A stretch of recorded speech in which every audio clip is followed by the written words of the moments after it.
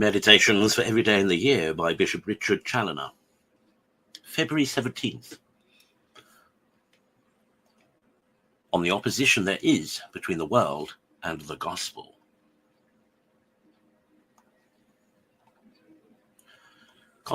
Consider first that 'tis not for nothing that the Son of God in the gospel so often declares against the world as a capital enemy of him and his, because light and darkness are not more opposite than the world and the gospel. The maxims and practices of the one are quite contradictory to the other. The world perpetually recommends what the gospel condemns, and condemns what the gospel recommends. The world is made up of pride, ambition, and vainglory.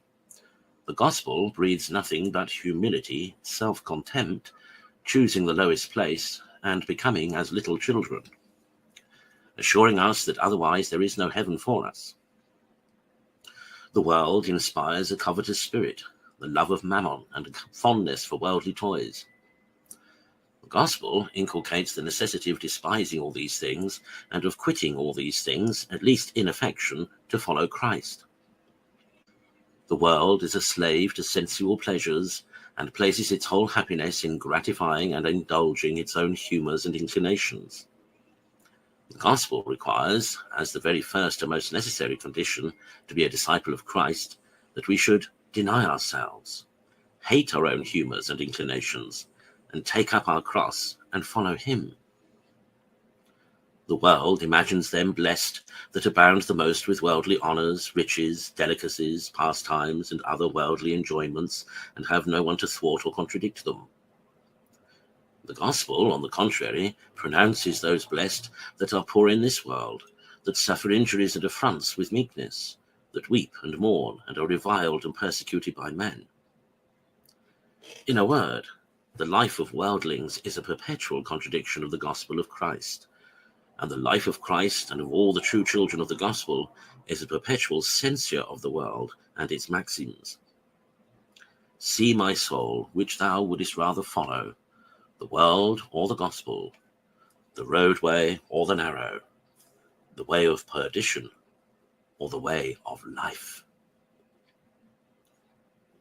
Consider, secondly, that Christianity never had a more dangerous enemy than the world, and never yet suffered half so much from all the persecutions of infidels that have been from the beginning, as it continually suffers from those false brethren who, under the Christian name, are perpetually undermining the gospel of Christ and promoting the kingdom of Satan.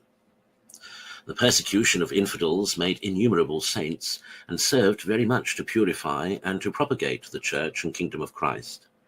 Whereas this war that is continually carried on by wicked Christians against the morals and maxims of the gospel draws away innumerable souls from Christ, corrupts the innocence even of the best inclined, and enslaves them to Satan and sin, and condemns to hell.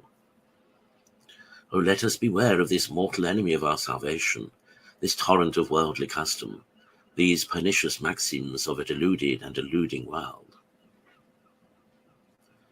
Consider thirdly, with relation to this very time of Shrovetide, how wide a distance there is between the true spirit of Christianity and the practice of the children of this world.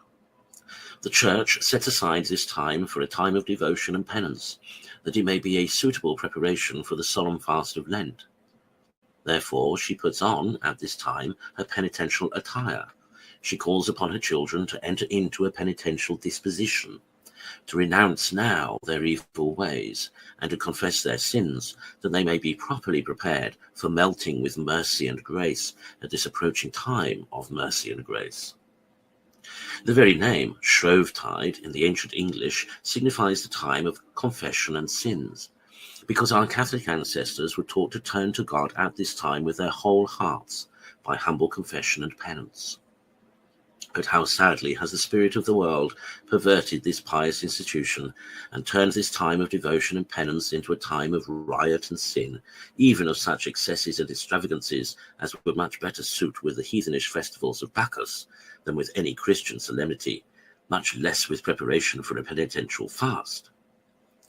Beware then, my soul, of conforming thyself to the world in any of its extravagances at this time, lest, by joining now with this enemy of God and of thy salvation, thou come to lose both thyself and thy God for all eternity. Conclude. To give ear to the divine oracles. Love not the world, nor the things that are in the world. If any man love the world, he love of the Father is not in him. 1 John 2:15. The friendship of this world is the enemy of God. Whosoever therefore will be a friend of this world becometh an enemy of God. James 4, verse 4.